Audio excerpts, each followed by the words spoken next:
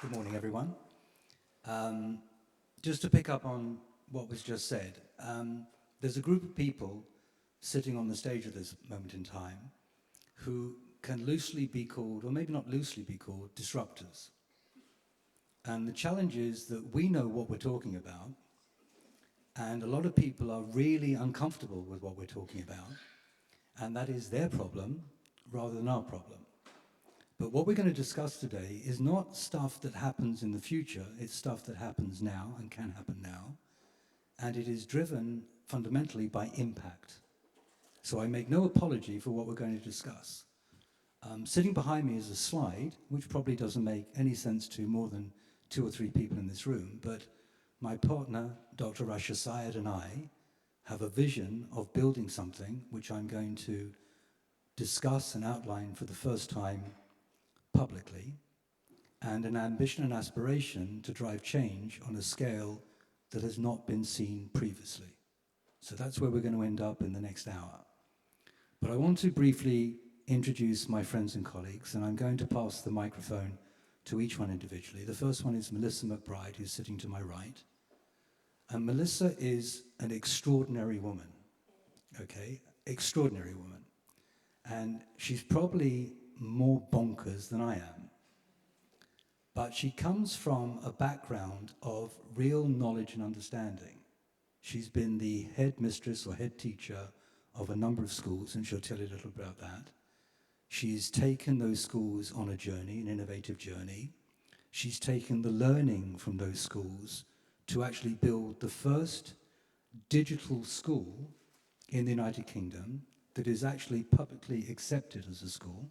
It's not just a crazy idea from some entrepreneurs. Actually, it's a digital school. And she's delivering curriculum and subject matter and social emotional learning and other factors through this Web3 environment. And what I want to do with Melissa over time is to help people understand quite how impactful this is, because at this moment it is a relatively small project and it deserves to be a much broader subject. Before I pass the microphone to Melissa, I want to bring the conversation back to where we are. We're sitting in ZSL, and the comments that were made earlier and the presentation from Melia about conservation and by default climate change, I think is one of the most impactful ways to deliver this disruption, this innovation. In other words, I'm not convinced that education is technology-led. I think it is subject-led. And then it's a case of looking at the technologies and the competencies and capabilities of using technology to get that story in the hands of every individual student. So fundamentally, what I believe is a personal learning journey and a personal learning outcome for every single child in the world. And we, the 4 people sitting at this panel, and others in this room, and others within a network, have the ability, the skills, and the ambition to deliver that. Melissa, tell us a little bit about Sophia Technologies. So it's incredible to be here today, and thank you very much, Rasha and Alan. So I think the number one hat that I wear is actually I'm a mum of 4, and my 4 are under 14. Tomorrow they'll be under 15. But they are a huge sense of personal drive and determination in terms of what we're equipping young people with. And I don't know if you've looked, because she's hiding, but if you want a sense of inspiration, there's a little person here busy coloring, and I'll let that be the why. But I have been a teacher, a reluctant one initially. My mum always said you should be a teacher, and I thought, oh, I'm never going to do that, Mum, but I did. But a teacher who always wanted to make impact, to change the direction, to change the self-belief of the young people in my classroom. That allowed me to grow quite young into being a head teacher, founding schools both here in the UK and over in the Middle East. And I was always bonkers. So I was the head teacher that said, no, we're gonna be forest school all the way through before forest school was a thing here in the UK. Or everyone's gonna have a one-to-one device literally as iPads are being released. So quite bonkers, but for the right reason. Because this is about understanding where young people are, how they learn today, and how we equip them with what they need, the tools they need, the self-belief they need to be the leaders of tomorrow. That led me full circle really during COVID to get many gray hair from some of my 4 children that I described. because I saw the ability when we moved online to really reach young people in a way that is often difficult in a traditional classroom, but it wasn't being delivered in a way that was designed for high impact digital education. That began the Sophia story. We designed thought from the ground up, who the people were, what the tools were, what we were delivering, how we delivering it, what time the day looked like. Every single piece my team put together slowly, but with direction and with vision about how this came together. Roll forward 4 years, we are the first online school in the UK to be fully accredited by the Department for Education. We have been inspected by very senior HMI who were blown away by the impact. We're a member of the Independent Schools Association, so that's the first fully online school to be welcomed into that community. And we are also now working with COBIS internationally to be the first online school partner that they will use to pilot and map out their accreditation scheme. That has led me, in many ways, to the lady, if I may pass the mic, to Anita Gleave, who sits beside me. Anita and I have danced around each other in many education circles. It's a small world. But Anita and Chatsworth and Blenheim Schools are a partner and collaborator with us, and I'm so delighted to introduce Anita to you. Gosh, I'm not sure I'll ever get a greater introduction to that. And can I just say, that's one of my little girls. It's good to have a groupie. My name's Anita Gleave. I'm the very proud founder and CEO of Chatsworth Schools and Blenheim Schools. And I started Chatsworth just over 5 years ago now. We had no schools, we had nothing. I'd worked my way from being a teacher to being a head. I was a head of 3 different schools. I then sold my soul and went to the corporate world and was director of operations and education for some very well-known, very large international schools group, the last of which I helped found, an organisation called International Schools Partnership, which today has 60, 70 schools. I was there and raised the first check and got them to sort of 20 schools. And then when we sat around and talked about how do we buy less pencils, not what do we do with a pencil, I, as a teacher, fundamentally found that quite tricky. We weren't talking about creativity. We weren't talking about individuality. We certainly weren't talking about conservation, apart from our bank balance. And I thought, I can add no further value here. And I'm going to retire to France and make gin and breed dachshunds. And that didn't really happen because several people said, you need to put your feet where your mouth is. And if you believe in individual children, if you believe in the future of education, if you believe in parental choice, get out there and prove it. We bought a failing school in Wimbledon. When I say failing, Ofsted were about to shut it. The proprietor was under arrest. And erstwhile colleagues said, for God's sake, don't buy that school because it'll be the biggest failure, the quickest that's ever been known in the history of independent education. I'm not great when somebody says don't do something, because I say, give me a spade, I'll show you how to dig under the wall or round the wall. Don't ever tell me no, it's the best way of making me do something. So we bought Hall School Wimbledon, which today is now a 4-form entry school with a 6th form. It is now commercially very successful, but much more important, the soul of that school is flourishing.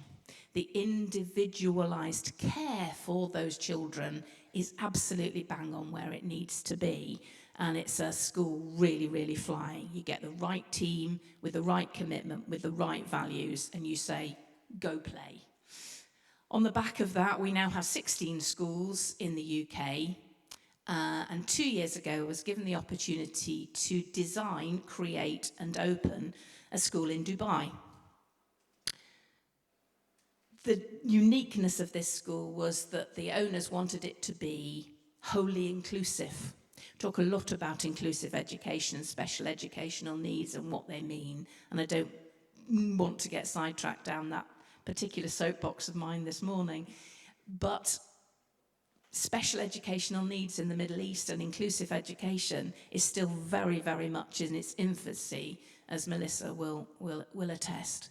And so to design a school from nothing with that in the ambition and have 12 months to do it was one hell of a focused activity. In order to do that, we created what we call the Chatsworth Tapestry. I believe that the UK's curriculum, the national curriculum, is archaic. I believe I am the product, as we are here, of the factory farming system, which produces children for a workforce long since obsolete. You'll understand why I'm usually called the very difficult woman. And I wanted to prove there's another way of doing it. That if you put children bang front and centre of all the decisions you make, of all the offerings you make, of how you employ your teachers, of how you develop your curriculum, that's how we make the change that we need to see. And that's what I set about doing. So the Chatsworth Tapestry is an overlay to every curriculum. In this country, it says, well, we've got to do that, but we can also do this. So we do what we need to do to get the tick box. But then we say, how do we provide every single child, no matter their ability, with a toolkit which prepares them for life beyond school? So each of the strands of the tapestry enables us to look at digital literacy in depth, sustainability in depth, global citizenship in depth, well-being. There you go, you get the idea. When you take that overseas and you can choose which curriculum you put underneath it, then you're really having a party. On the back of opening the very successful school in Dubai, we then took our offering, because we were asked to the Kingdom of Saudi Arabia. That's how bonkers I am if we're playing top trumps bonkersness. So just over 18 months ago, we opened the first inclusive school in Saudi Arabia. Be the change you want to see, we've just pushed the door open to schools in Saudi Arabia being able to be co-educational throughout. That's because that's what we've done. We've put our feet on the ground, we've walked the walk, we've developed a curriculum and an offering which is tailor-made for every single child. What we've learnt through our development and education for ourselves in special educational needs, if you have a need, you're given an IEP, you're given an EHCP, the school is required to tailor what it does to your needs. I believe that all children are special. All children have a special need, and all children should be treated as an individual. That's what gets me out of bed in the morning.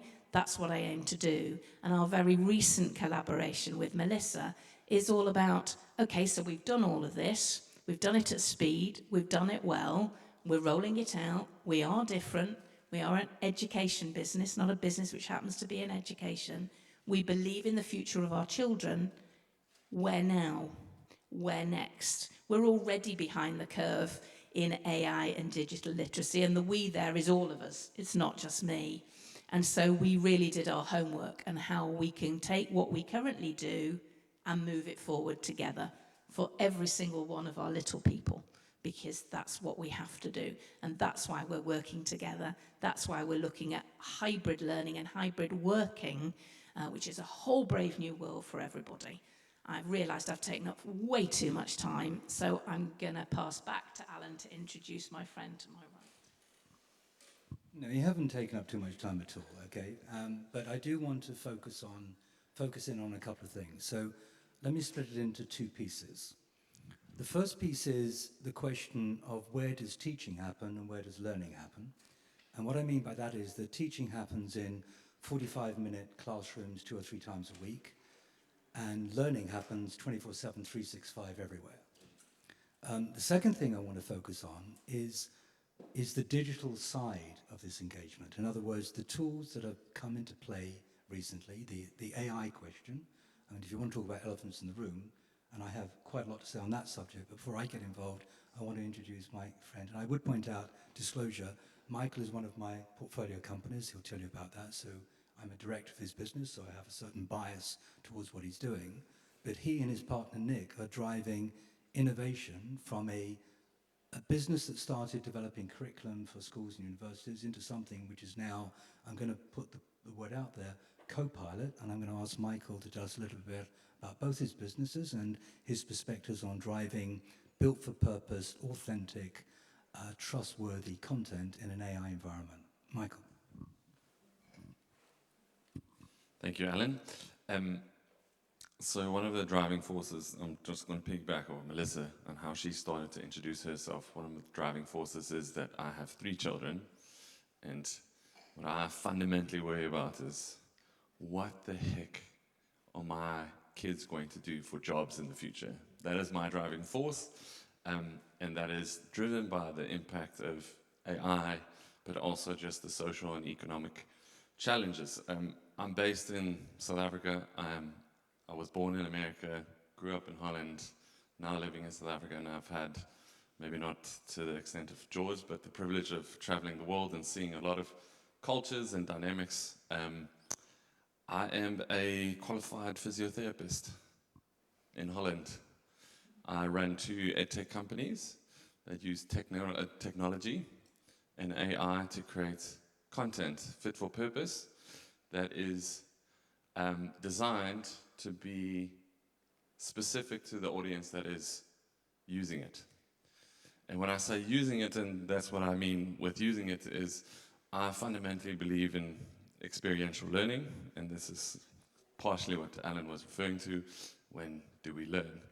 And it's through experiences. And I've had the privilege, and I mean privilege, of experiencing things.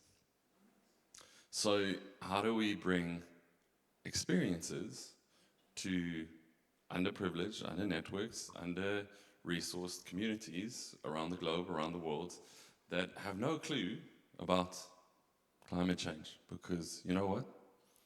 I don't know about it. I've never had an experience that has affected me that would change my behavior. So I fundamentally don't believe that knowledge is power. I don't. I believe understanding is power. And only once kids, youth, adults understand something, understand the consequences of something, then you would see behavioral change. And came to a previous conversation around change, I fundamentally believe that with the help of technology, with the help of AI, even though AI panics me, I believe that it is a fundamental part of unlocking the future, of creating more personalized experiences for youth across the globe. So I am on this side that I have acquired skills. So I'm a product of traditional education. I'm not going to knock traditional education because everybody here is a product of traditional education. I just believe that from opening doors and experiences to people that wouldn't have the privilege to have these experiences, I think technology and artificial intelligence is a key to creating a more inclusive and diverse way of learning. So that's what we do. Okay. We didn't rehearse all of that, but that was quite good. Well done. Okay, so personal learning journey, personal learning outcome. So I asked the panel, I asked the audience, if we could give a personal tutor to every single student in the world, whatever their circumstances, including some of the areas of ADHD, autism, and dyslexia, if we could give that personal tutor to every single person in the world, would that be a benefit? Before you answer the question, let me also say that I also believe in a blended solution. So I'm saying to you, it's not about replacing schools, it's about augmenting or extending the school into an environment that really works. And let me give you another bit of perspective here. It was very interesting when I joined Apple. In the education ecosystem, we think about school administration. In other words, to run a good school, as you've pointed out, Anita, you need to put a structure in place. You need to understand the disciplines and business functionality of that. The second most important element is to empowering teachers, because if you don't have teachers who are motivated and skilled and trained, you're going to fail. And then the third piece of the jigsaw is actually students, and hoping they turn up awake and interested in the subject matter that's going to be addressed. And that's not a flippant comment. I'm saying to you, one of the big challenges is there's many students turning up, particularly university, who think they should be given a degree because they're paying for it rather than actually working for a degree. So having a student who turns up actually wanting to learn and wanting to be informed is actually a problem that we need to address, which is another reason why technology plays a game. So you have this challenge, but there is a fourth dimension which I think a lot of people forget about, and it's called the family, and it's called parents. And if you look at education technologies generally across the world, I would argue that 90% plus are completely flawed or past their sell-by date or broken because they do not address the 4 pieces of the jigsaw. Most technology companies are built for institutions, they're not built for students. And if you then reverse the model and say, actually, if we were building technology that was embracing or engaging students, and let me just go, if I may, one stage further. So I have one of my portfolio companies, a company called ASI.tech. On the slide behind me, the slide on the left-hand side refers to that. ASI.tech is a conversational AI tutor. The founder is 20 years of age. I repeat, 20 years of age. I'm there to bring up the average age of the company, which I do eminently well. But he's 20 years of age, and he's built a conversational AI tutor, and we were in a tender with one of the biggest technology companies in the world. In fact, I think by revenue, the biggest technology company in the world.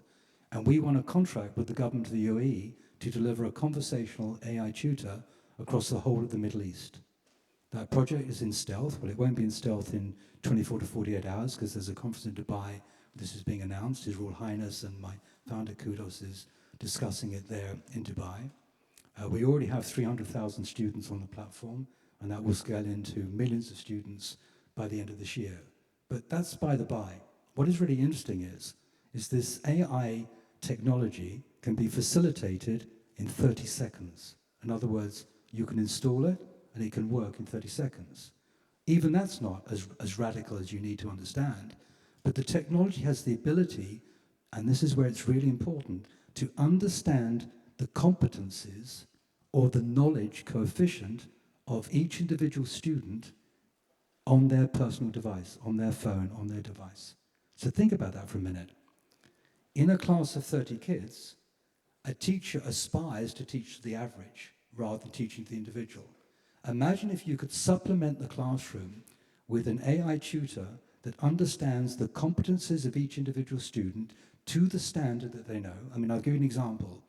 Michael, my friend, is very clever. I'm less clever. We're both studying the same subject. It comes back to something that Amelia, or somebody else discussed a little earlier, is about asking the right question. So where AI is really interesting is to do with critical thinking, which is a subject which is not well taught in schools, generally, with a few exceptions. But if you actually master critical thinking and you're able to interrogate a built-for-purpose, authentic AI that's trained on content that can be trusted and is authentic, that is driving that opportunity, imagine what an individual tutor for every child in the world, in every language in the world, could mean to society. By the way, that's what that slide is all about behind me, and I'll come to that a little bit later. So I'm going to pass it back. I'm going to start with Michael, if I may. So, Michael, you've been a little modest in terms of what you're doing. So I want you to tell people about what an AI tutor looks like in your world. In my world, okay. So, as I said, I see lots of experiences. I do work across the globe, literally from New Zealand to the west coast of America, and in my world, it is a huge opportunity to personalize education that is fit for purpose. And what I mean with that is that every single student, and if you look at a classroom, and I think digital education is one way to do it, is the ability to answer every single question for teachers impossible. Michael, I'm going to interrupt you. Yes. You're being far too modest, okay? What am I doing? I'm going to tell you what you're going to share with people, all right? And because this comes back to what Melissa does, and there's direct synergy between the three of you. So I know, in stealth, you are building an avatar tutor. A tutor who can be available 24/7, 365, who can be, I'm going to call it localized, and we were talking about localized yesterday at lunch, to the culture of where that teacher is teaching, can have empathy with the students in front of them, but is actually a digital avatar trained on authentic and reliable content and can extend the teaching and learning beyond the classroom into 24/7, 365. Now, am I talking nonsense or does that exist? No, you're correct. I'll speed it up. So essentially what we are doing is creating content that is, from a personal side, is directed to the learner. So what we've done is created character AI that can embody a person. A lot of AI is designed to be divergent. What we've done with characters is convergent AI. And what I mean with that is it wants to get you to a specific outcome, but that sits behind a middleware piece where we train the AI bots to get you to a certain piece. So instead of this scary, because there's a lot of fear about AI, of where will it go and will it go outside of the black box and hallucinate, you can actually program the AI to get you to a specific reasoning or outcome, etc. And that's what we've been doing with the character AI, of taking on a personality and or a characteristics of potentially your manager, or potentially your boss, potentially your colleague, your peer. You can have a conversation with it that will lead you to a specific outcome. So, Melissa, you are in my opinion, in phase 2 of this. In other words, you understand the digital engagement, you've built one of the most exemplary schools of its nature, you are still embedded with, I'm going to say, human teachers interacting, and I know we've discussed it, so I'm going to put you out on the edge, but I'm saying to you, in terms of taking the extraordinary talent of your teachers, in terms of extending that into something that could be delivered through an avatar, so their resources, in other words, you mirror that competent teacher, you work in this digital environment, and again, I believe you teach currently, or you empower probably hundreds, if not thousands of students, but I know you have ambition and aspiration to empower and teach many hundreds of thousands of millions of teachers. So, and again, I don't want you to agree with me, far from it, but how comfortable are you with that next stage of moving to an avatar tutor or extending the competencies of what you've already built and the risk coefficient of taking that into a true AI environment? I think this is the power of the word "and." That it can be physical and it can be digital. It can be traditional and it can be very futuristic, and so on. And what we see is, with the young people that we teach, many of whom, specifically those that have come from the UK, is the profile of learners we get is when the traditional stops working.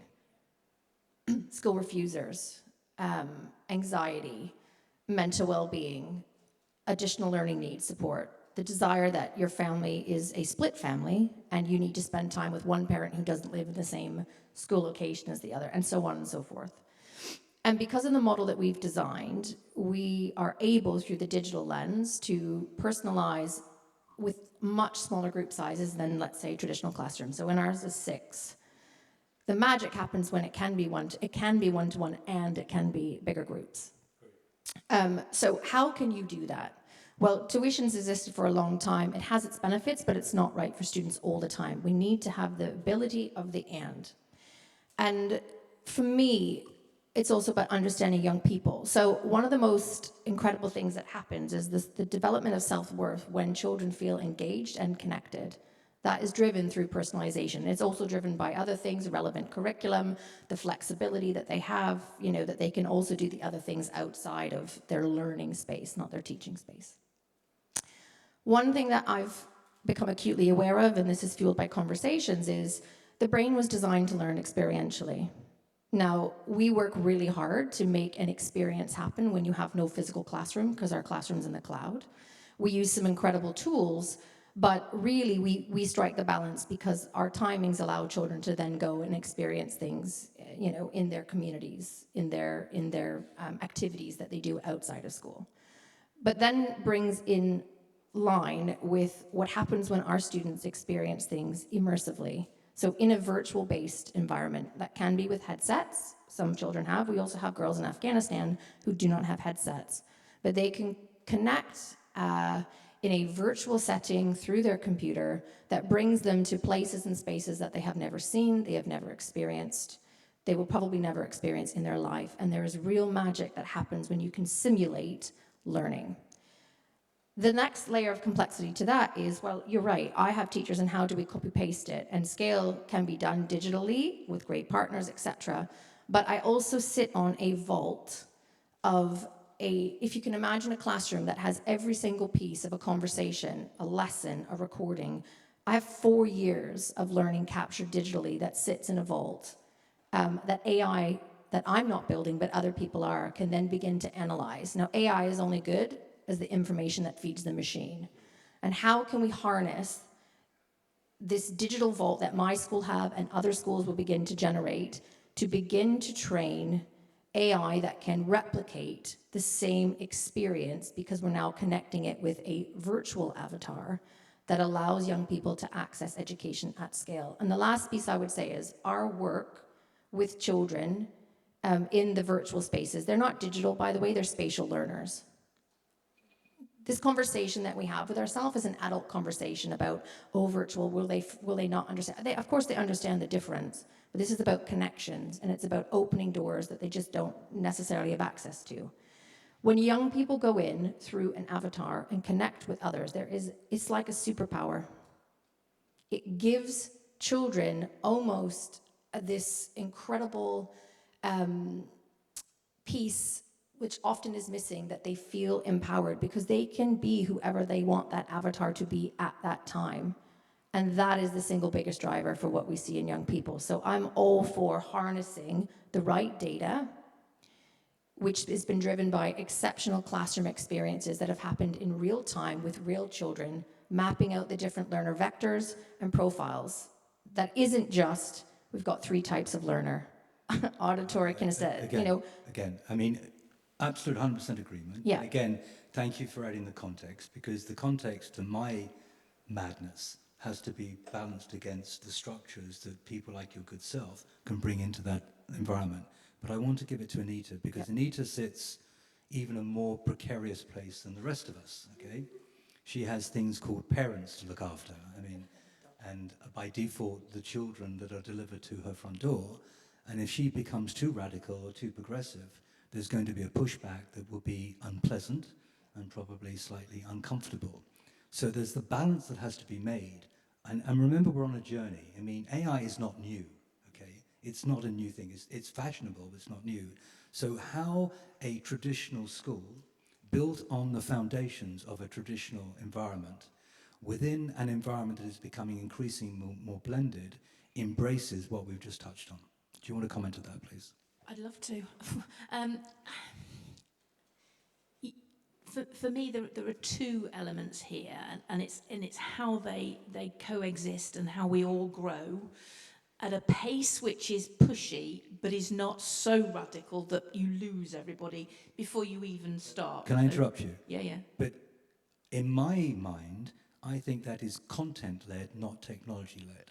In other words, if you just follow the theory through, because I think the world of conservation and climate change is the perfect opportunity of bringing a curriculum that, as Michael pointed out and others previously in the conversation, this subject needs to be taught, needs to be understood, needs to be peer-to-peer learned and shared, needs to be collaborated, needs to be part of the family debate. Is it critical to the planet, not just to London Zoo, but critical to the planet and the world, that we drive this agenda? And what I feel and what I honestly believe is that the power of the subject could be the magic ingredient that takes us on a journey. And as a school, does that fit into your philosophy? I couldn't agree more with you if I tried, and I wasn't trying to be to score some points. I asked you to be the skeptic. I know. I'm trying to be sceptical about it. It's very difficult when you agree with someone. Let me try and be sceptical. I have things called teachers. In our vocabulary, when we discuss things with our heads or with our teams or with my leadership development people, I bang on about learning and teaching, not teaching and learning. Now, you might think that's a semantic, but for me it isn't, because I have generations of teachers for whom this world we are inhabiting, and I'm woefully aware I'm the last one to the party by quite a long way, because I was on the first ark with Noah. But we have generations of teachers whose instant take on this is, well, that's a load of rubbish, and what you're trying to do is get rid of me, and you're trying to... It's called you know, fear. It's fear factor. It absolutely is fear. And being able to take them on a journey at a pace, which means that we are doing what I believe we're morally responsible to our children to do without disconnecting them from the journey, is really, really tricky. However, I have to balance that in my 700 and something staff that I have with the bright young things for whom I'm already too slow. Okay, but let's touch on that. And my parents fit in the same brackets. No, but the point is we are on the same page, which is really nice, because having an argument on stage being recorded is probably not a good idea. Not But really good. the point being, in my view, it's about teach the teachers. In other words, Absolutely. it's not a case of replacing teachers with Absolutely technology. it isn't. It's about empowering them. Correct. And then it's a matter of the definition of what is the teacher of the future. I think Correct. Melissa's already building that. I think the teacher of the future is a facilitator as much as Correct. a font of knowledge. I don't actually think that's a teacher of the future. I think it's a teacher of No, today. no, again, It's how we go into again, I the agree. future together. So my point is, I think that that's where technology plays a hand, and I think it comes back to Michael and his team, because he has the competency, technology, and also the philosophy to build a Teach the Teacher program. Yeah. And let me also point out to you, because there are challenges here. There are challenges around time management. Yeah. There's challenge around access. Right. So the point is, if it's not intuitive, if it's not accessible 24/7, if you can't listen to it on the bus on the way home, Yeah. or you can't actually access it on Saturday Yeah. morning when we're not turning up for Russia to do events on our weekends off, and possibly missing the rugby, which I'm not very We're happy not about. missing the rugby. We're not Really missing. not Okay, I missing just the wanted to check on that. Yeah, we're not. But the point being, given that we're giving up, the point is Yeah. it's accessible. The other point about it is, can I give you an example? Yep. In some work I'm doing with McKinsey, I'm looking at the training of nurses. Nurses are time poor, and nurses are in a situation where they're not going to return to medical school to learn about vaccines or the innovations that are going on literally by the hour, by the day, by the week. So you have to have something that is bite-sized by nature, is modular by nature, is accessible 24/7, 365, that is most critically searchable, in other words, contextually searchable, so having a repository of knowledge that you can interrogate with a critical thinking question and say, actually, I need to understand A, B, and C, and then that content is being brought back to that individual, to their competency and to their understanding of the subject to accelerate them, I'm losing my voice, in that learning journey. So, Michael, can we do that? Oh, we absolutely can. And I think part of that is the comment you made, teaching versus learning. And that's the fear of teachers, because they teach. And they were taught how to teach and not how to facilitate learning.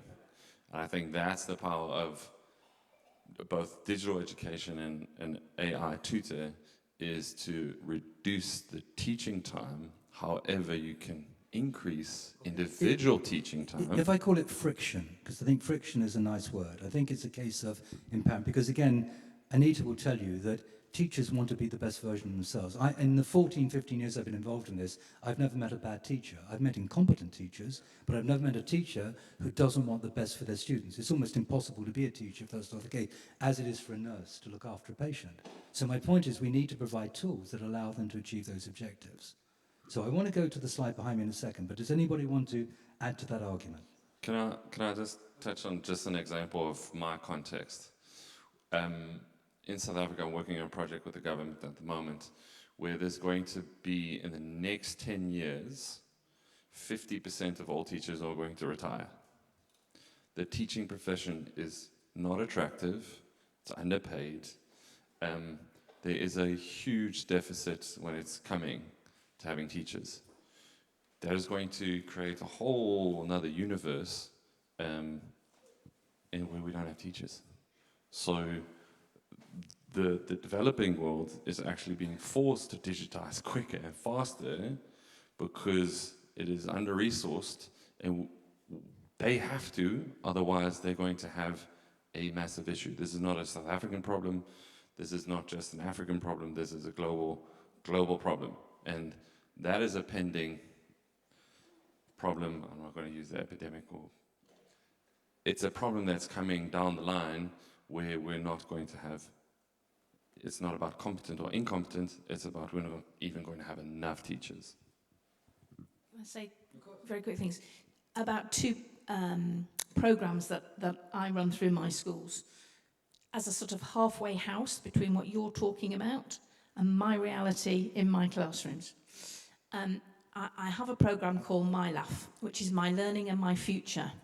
And all of my teachers go through this program. We don't talk about appraisals, we call about dynamic reviews. So every teacher goes through a process which really identifies their passions and their skills. It's not about whether they're rubbish or not. It's about what is your passion, what is your skill? How can we help you develop that?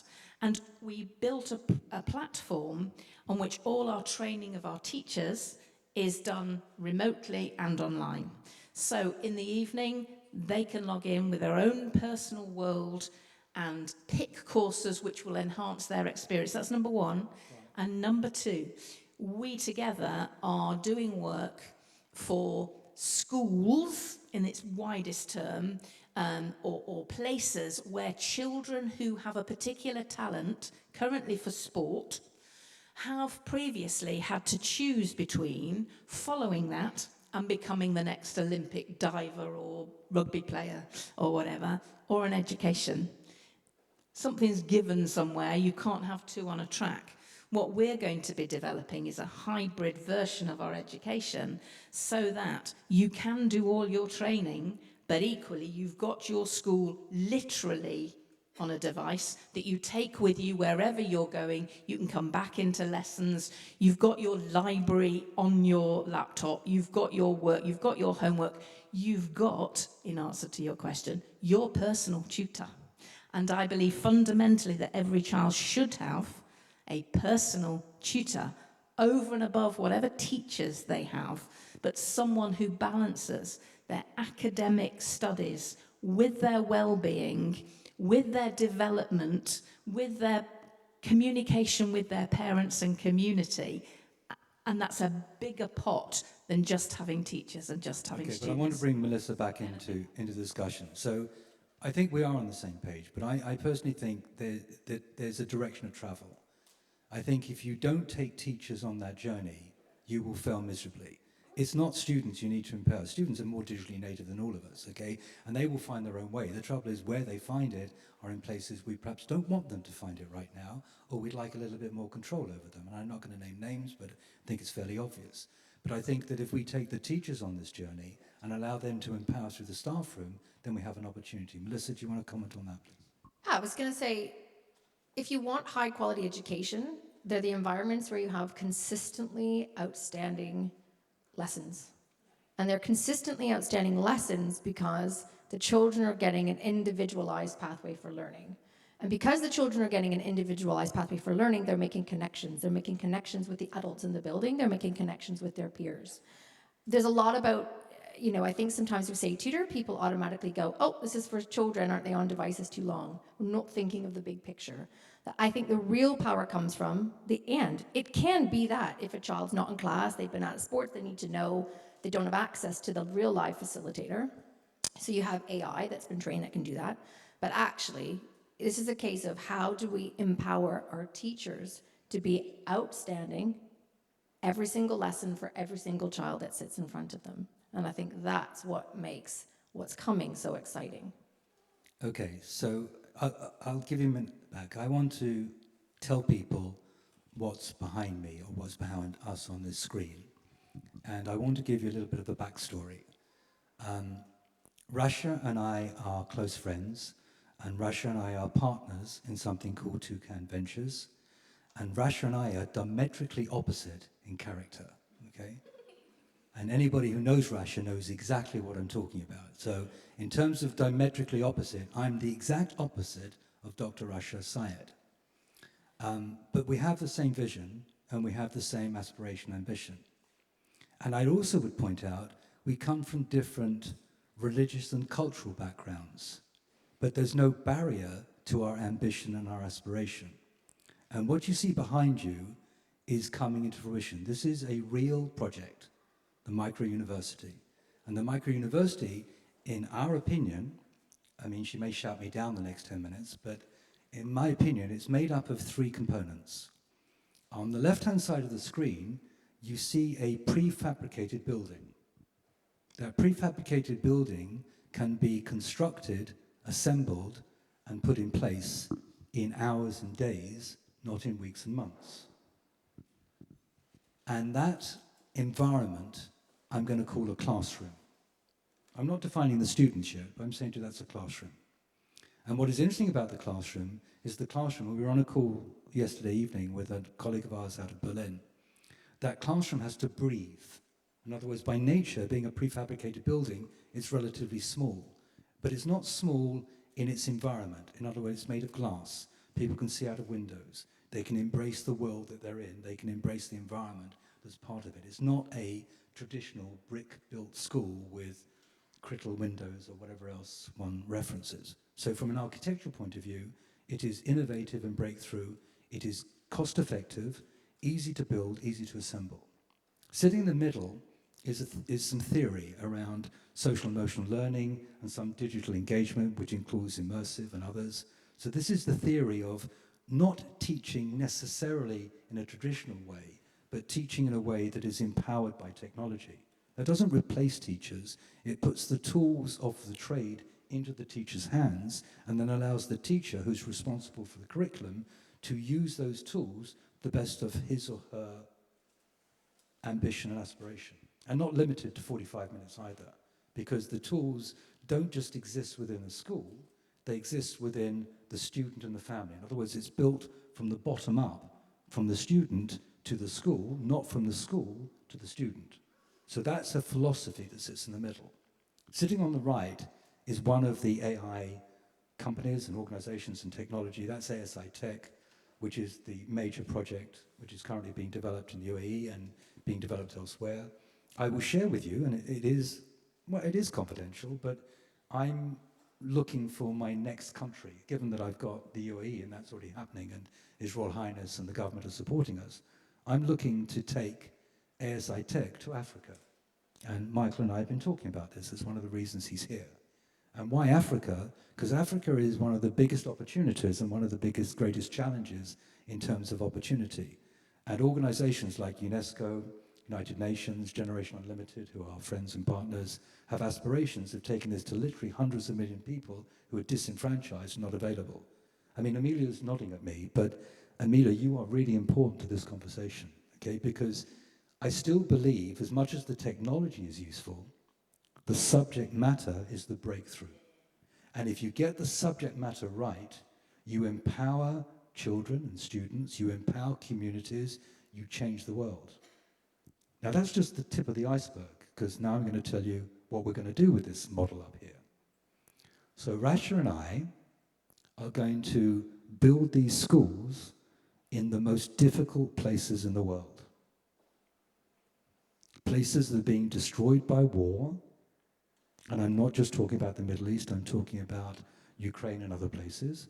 Places that are disenfranchised because you've got refugee communities moving through their countries. And we need to be able to help those people transition to be part of society, not disenfranchised by society.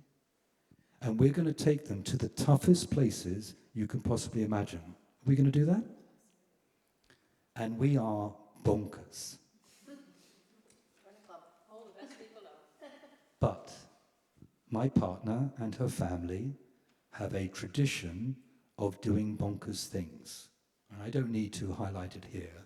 Anybody who knows who Rasha is and knows her family know that they've built one of the finest business schools in the world, which continues to empower students from all over the world, and particularly the Middle East. So we have a track record, or her family has a track record, of driving innovation and change. I have a little history of driving change as well. My team at Apple built podcasting.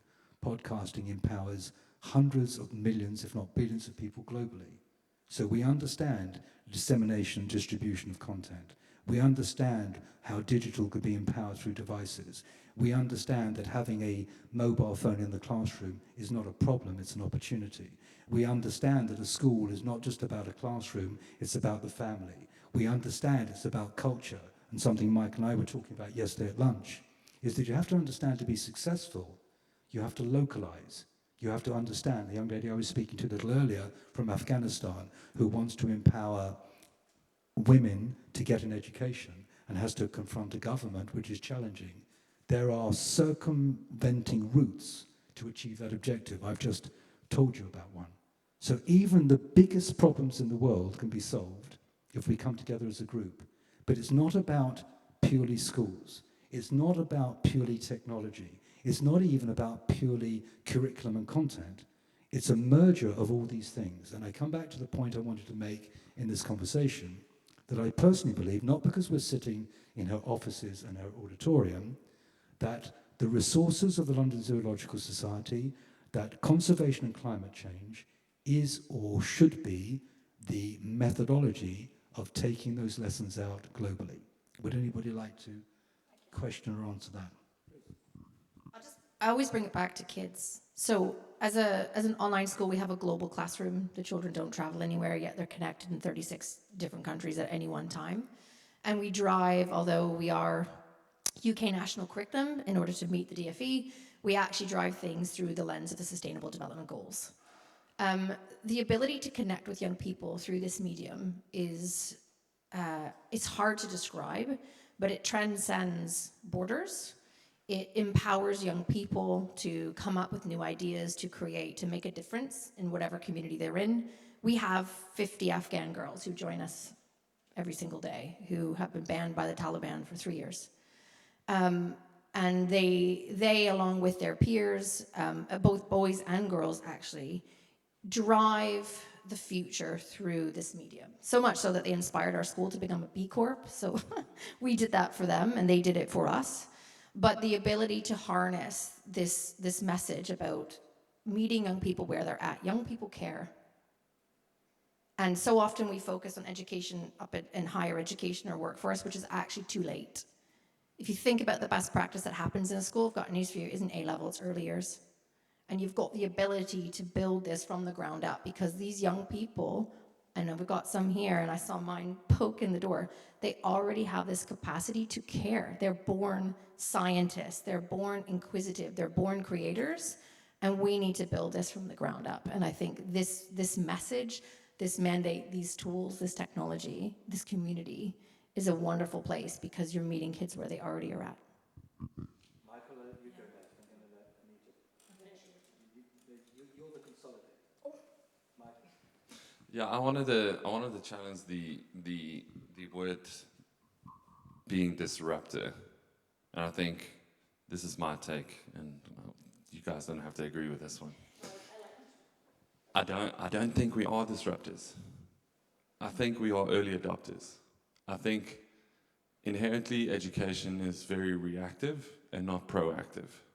I think we are reacting to a need within society and within the disruption that technology is bringing, and we are reacting to that rather being a disruptor of bringing disruptive technology or disrupting education methods into society. I think we are reacting to a need, and I think this is where the Zoological Society can play a role of creating the next generation of adopters rather than of disruptors.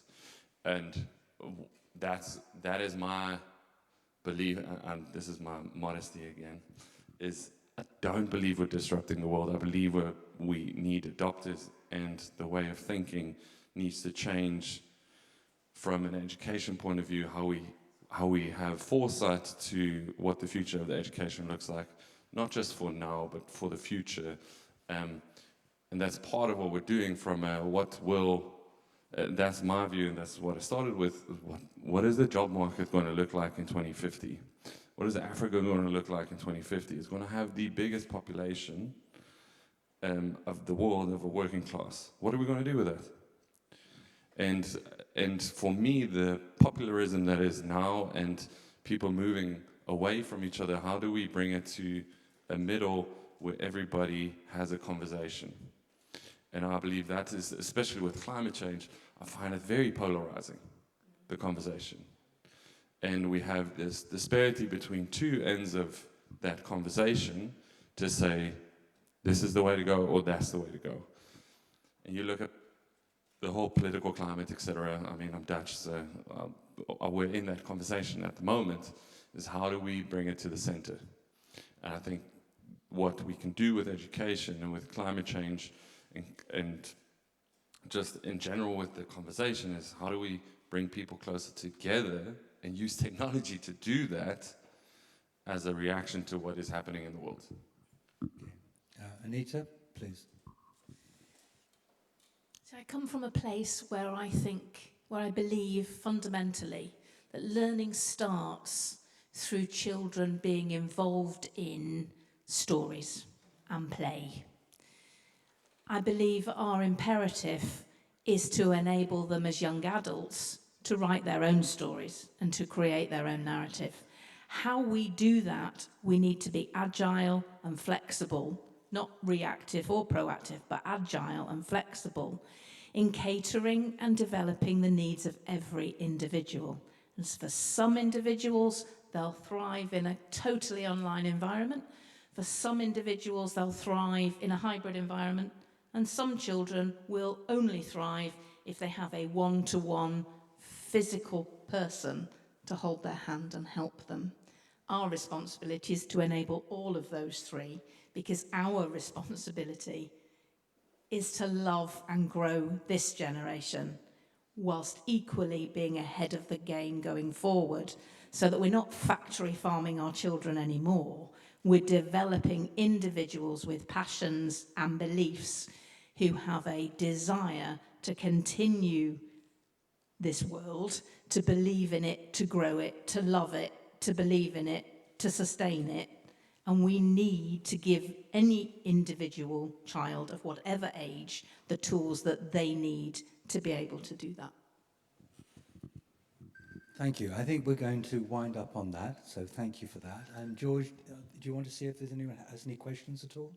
Got, I think, a few minutes. Yeah, absolutely. So if we can keep the questions brief and responses brief. No one's going anywhere. No one's going anywhere. They're going to be here for hours. Hi, everybody. No, that's later. We've got time.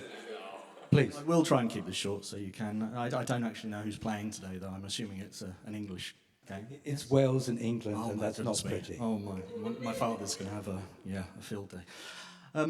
I wanted to bring the discussion back to one of Alan's points, point 4, I believe it was, the parental engagement side of things. And this is a question for Anita and Melissa. And with one of my hats on, I'm the CTO of a tracking platform called Learning Ladders. We've been tracking students in EYFS and KS1 for about the past 10 years. And launching a parental platform obviously for parental engagement about 7 or so years ago, it's taken quite a lot of time to get it adopted.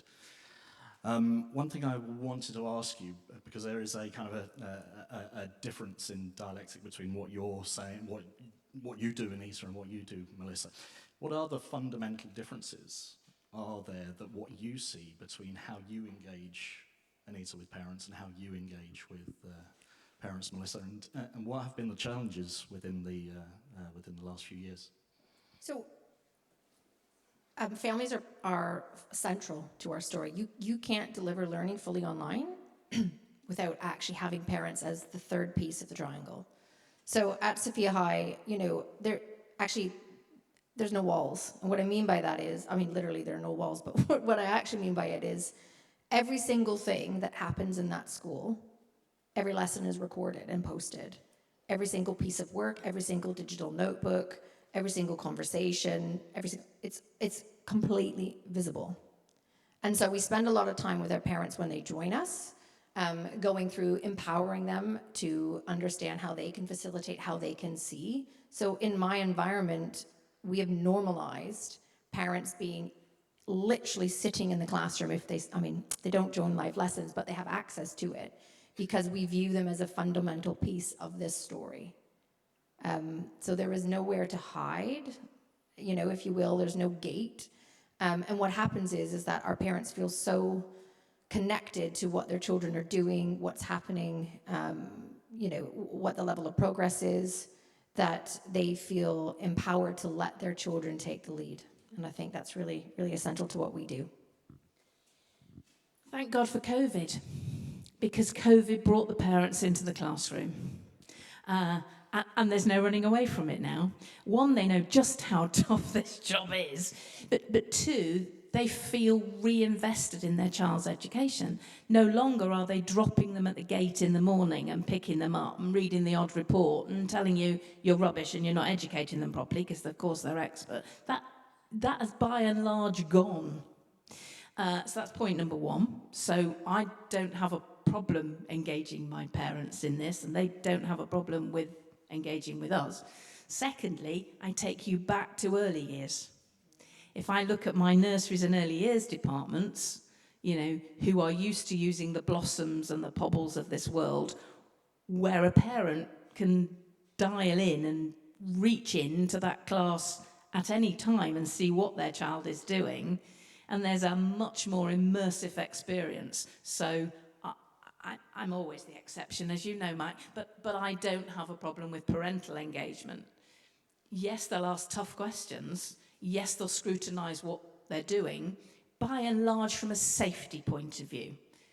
Digital safety is always going to be a hot topic, and keep having that conversation is the right thing to do. It is our responsibility to provide safety for our children, but taking the parents with us on our journey is not a barrier. Does standard safeguarding that the teachers are immersed in now actually cover off digital safety within these environments as well? Are the teachers actually armed and capable of handling it, would you say, within? Do you want to go first? Again, I mean, online, we have had to, in our work with the DFE in Ofsted, we have had to pioneer not just what online safety looks like, but what safeguarding looks like when you have, yeah, exactly, big picture. That then filters down to AI or virtual-based or whatever you want to call it. So it is a fundamental piece of what we do, but I actually think it's the most important thing that schools do. Yeah, I agree with you. Exactly. Are there any other questions at this stage? I've got a question. And the question that I've got is, from what I understand from AI and the information, so I think, Melissa, you talked about you've got this extensive database or vault of information. If that information isn't coming from a diverse community, it already skews the information that the AI's tool is going to get access to. So how do you make sure that when you're taking those experiences, those excellent learning experiences within the classrooms that you're currently working on, and taking that to different cultures, different nationalities, that you're still creating that rich experience for learning? Okay, and that is the elephant in the room, where we started an hour ago. So the principle of built for purpose needs to be understood. One of the challenges, and I use ChatGPT, I use Chat all the time, but the point is, if you think about it logically, you've got technology on one side, and you've got the internet on the other, and you've got a huge vacuum between the two elements. So what has happened is, if you take the technical solution, Microsoft put 13 billion into OpenAI, and then they had to build something called Copilot.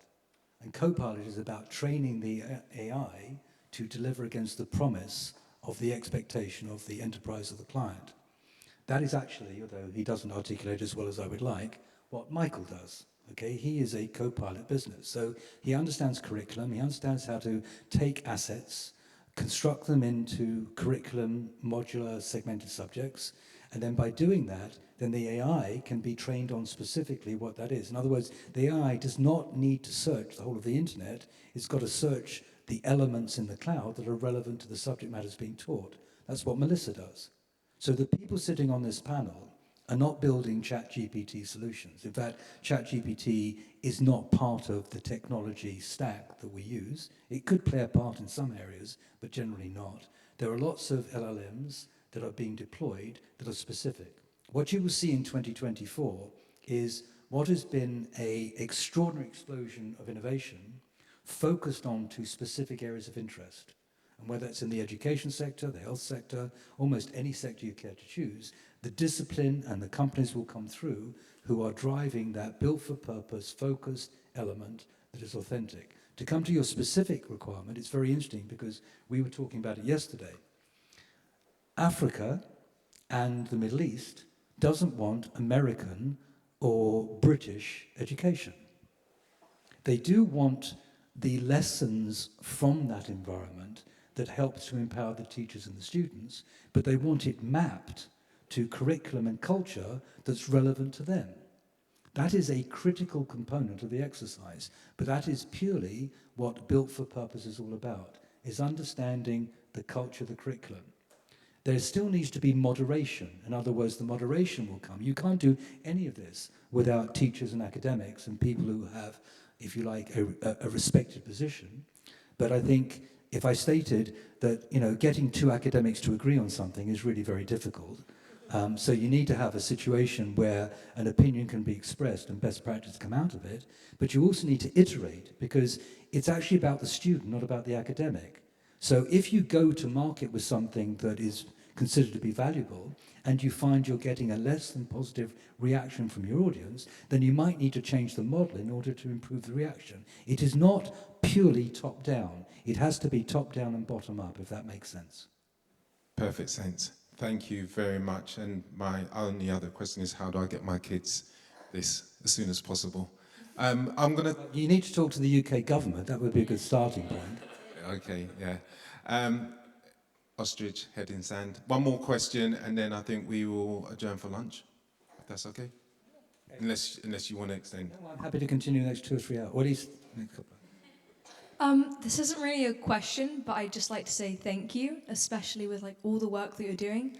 The idea of personalized learning and having one-to-one tutor, I think, so important. For me, one of the issues I really struggle with as a student is balancing, mental well-being with learning. There are times when I would spend 7 days not leaving the house because I'd be determined to try and understand this one concept, but I couldn't really find all the answers, and I'd spend ages looking at all these different websites. But the idea of you making an AI bot which tailors to what perhaps I specifically need to know, I think that's so important, and giving people that extra time to try and explore things they're interested in. I'm just so grateful you're doing all of this, and I wish all the best as well. But thank you, and I appreciate that. And also, let's face it, I'm past my sell-by date. This is your world, right? And what we need to do collectively is build for you, not build for us. And although that sounds like a stupid statement, it is fundamentally true. When I say my founder in Dubai is 20 years of age, it doesn't mean he's not wise. He's one of the most intelligent people I've ever come across. He has a vision and ambition which is second to none, and it's not about raising money. I mean, we have people coming to us wanting to throw money at us, and he's turning around and telling them get lost. He doesn't need money. He wants to empower, and this is a real conversation. We've been asked to deliver our solution to 300 million students in one of the most disadvantaged parts of the world. And actually, that's easy. So why not do it? The reason you don't do it is you have governments get in the way, you have politicians get in the way, you have academic institutions get in the way, you have preconceived ideas of what works. Let me tell you something, most of the stuff doesn't work. But you've got people trying to justify it. To come back to the COVID argument, I don't know if anyone visited the BET show, which was recently in London. I was absolutely flabbergasted. There's regression. In other words, COVID was the game changer. COVID made us do things differently and accelerate the opportunities. You now have people wanting to go backwards so fast, it's ridiculous. When we've broken down the barriers, the people sitting on this panel and others in the room are bonkers because we believe we can change the world. But the fact of the matter is, there is this tidal wave that we need to push through, this tsunami of, we've done this for 600 years, we're going to do it for the next 600 years. We have to break down those barriers, which is why I come back to content, because it actually doesn't matter about anything we've been talking about today.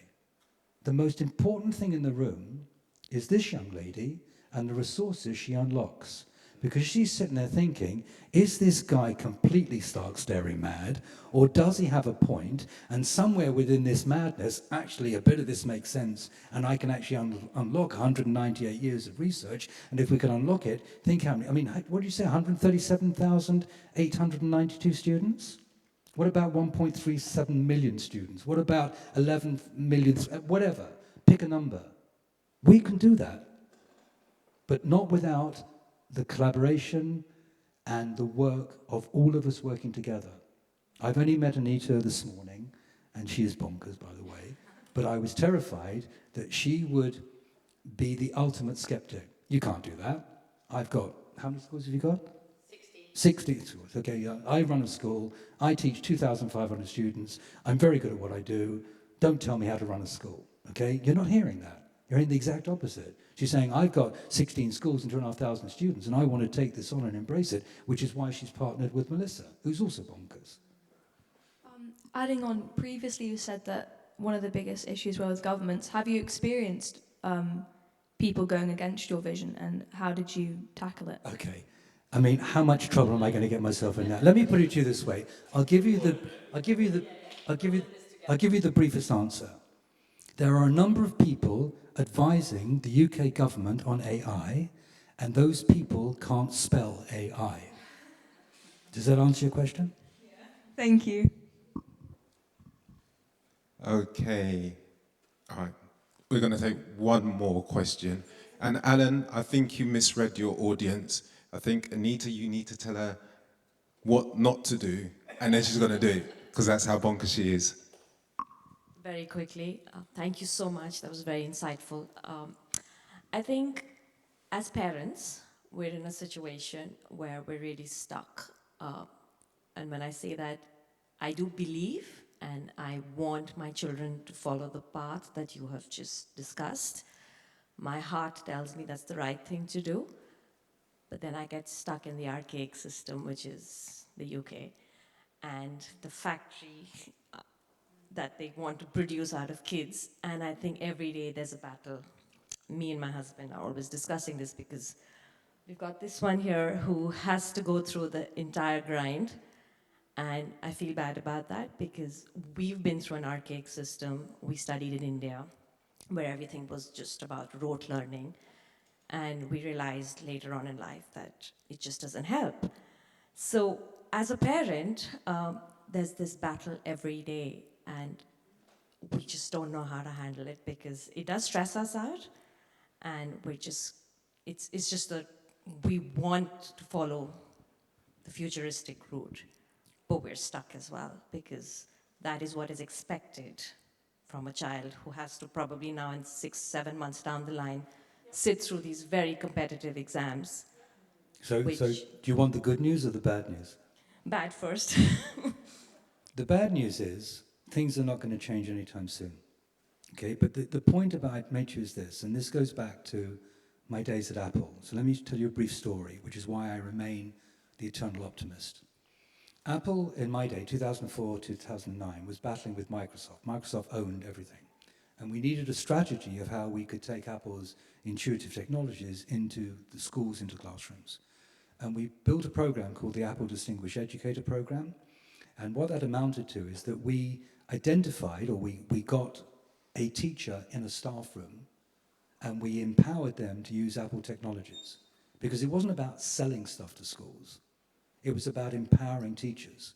And what happened out of that program, and not just in the United Kingdom, across the world, is you had these evangelist teachers in a staff room who were using innovative technologies, and you had the skeptics circling around them, looking over their shoulder, what's that?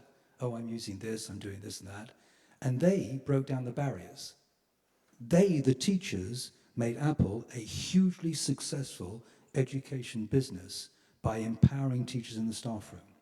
But you've also got to look past that, because what happens with a teacher is they're empowering in two directions.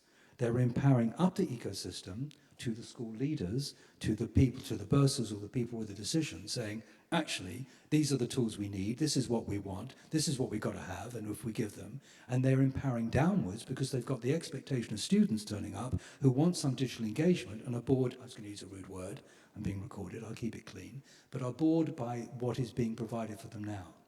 So the good news is the disruption is going to happen by the two people sitting in the middle of me. The disruption is going to be empowered by my colleagues sitting at the end, Michael, and by others in the portfolio. And it's going to happen because my lunatic friend Rasha Saïd and I think we can change the world. Thank you. We done? Thank you very much. Yes. If we can get a round of applause for the panel.